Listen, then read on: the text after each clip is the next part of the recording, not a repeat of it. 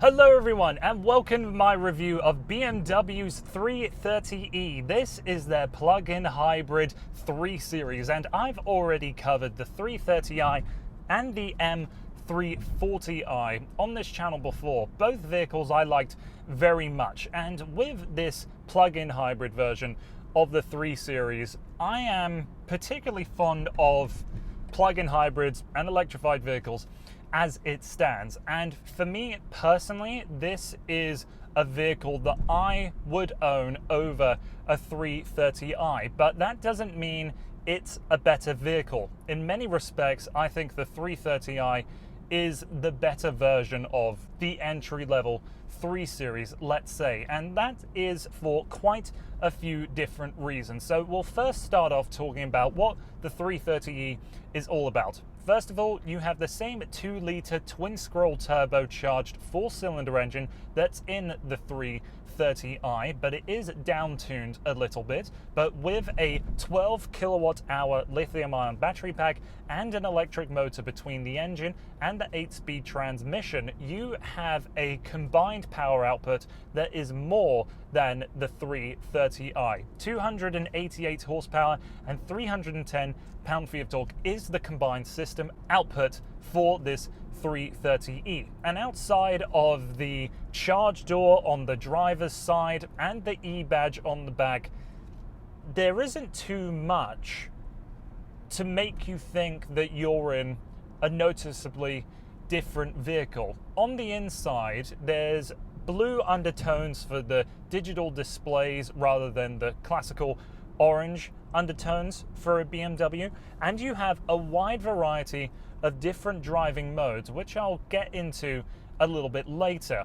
Now, the 330e is available with rear-wheel drive or xDrive all-wheel drive, and you're likely going to avoid the rear-wheel drive model as it is quite a poverty spec version of the 330e. There's a lot of options that are found in the xDrive that you just can't option for the rear-wheel drive model. I'm sure BMW is doing that to get to the price point that people might want to see, but I highly doubt anybody's going to be going for anything other than the xDrive version of this plug-in hybrid vehicle. So comparing the 330i xDrive to the 330e xDrive, you're paying an additional $5,000 Canadian for this powertrain. And with the additional cost, there is a couple of other downsides for the 330e. Namely, the trunk space is reduced by 28%, and that is quite a significant number. Even if you aren't planning on buying a vehicle like this and constantly stuffing stuff in the back,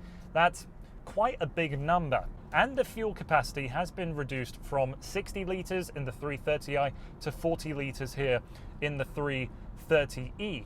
One more thing I want to note actually is that when it comes to fuel ratings, I never really discuss them. I just put the overlay on top of the engine bay as I did earlier in this video, but it has to be said that the fuel economy numbers for the 330e are worse than what they are the 330i, because we are carrying over a significant amount more weight, and I'm sure that the powertrain on its own is a little more strained than the 330i. But when you compare numbers in terms of fuel cost over a year of driving, the 330e is less. So there's even more incentive to be in this vehicle and drive as efficiently as possible.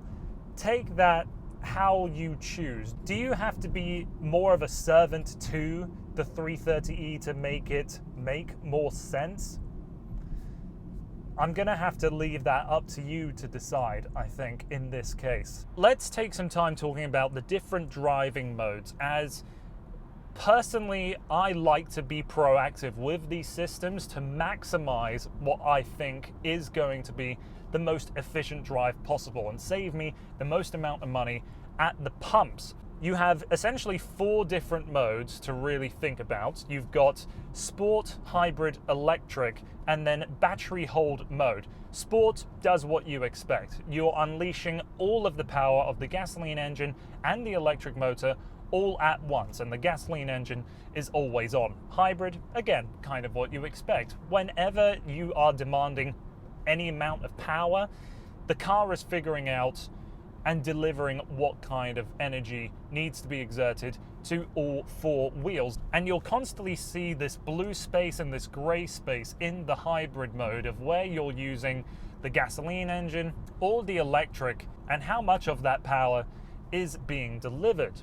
There is a hybrid Eco Pro mode which will help prioritize the electric motor a little bit more. Electric is as you expect, just the electric motor, and with the xDrive you do have a claimed 32 kilometers of pure electric range where you can charge that up at home or even as you just drive along. Over a 1.5 hour highway drive in this car, I have noticed that the recharge of the battery pack has either reached that 32 kilometer range or come very close to it.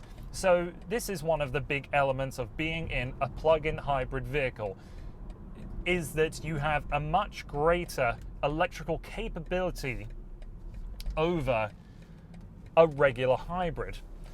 Now the fourth and final mode, which I think is the most important to understand with this vehicle, is the battery hold mode. And with battery hold mode, you designate what level you want your battery charge to be, so that if you're in the instance of, let's say you are highway driving and you're able to recuperate a lot of electricity for your battery pack, you can determine later on how much you want saved for whenever you want to deploy it. So if you've got the battery hold mode engaged, it's only ever going to use the gasoline engine and it's saving up electricity for later, so that if you are in the circumstance where, let's say you're picking your kids up at school and you want to make sure you're not spewing fumes into the faces of all the baby children, that for that little commute, the battery hold mode has saved the electricity so that when you want to use it, it's there ready to go.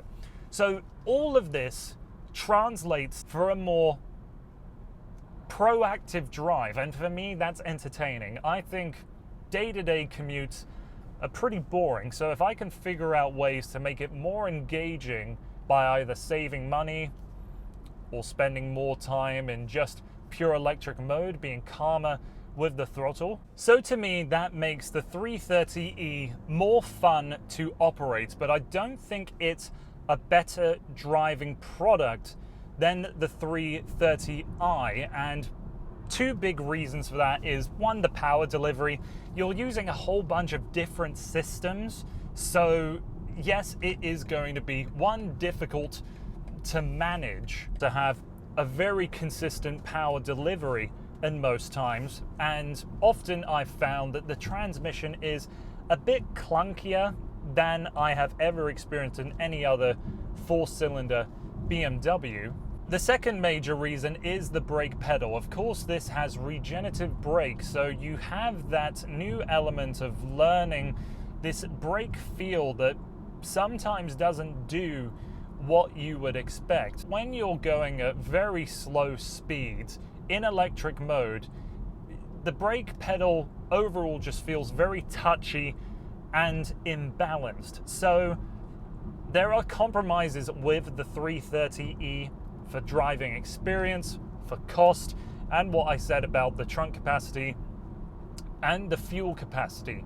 So whether it is you are looking for your new car, or specifically your new 3 Series, to have some element of electrification, I think it is overall a good system, but you have to adapt your mentality to it. And I don't know if every single individual looking for a vehicle like this is willing to adapt their driving style. So to most, I think the 330i is a better product. The transmission is sharper, the engine is sweeter. So from the perspective of powertrain tuning and really what makes a BMW, under the hood, the 330i, I think, is a better overall product. But for suspension tuning, for actually quite a subtle but nice feel from the steering. The 330e is just as good as, and when it comes to the interior and the handsome exterior design here in Oxide 2 grey metallic, the 330e is just as competent as any other 3 Series, but you have to change the way you drive it a little bit to get the best out of this product. So what would you rather have, the I or the E? Let me know in the comments down below. Thank you very much, and I really appreciate you watching, and I hope to see you again on the channel soon.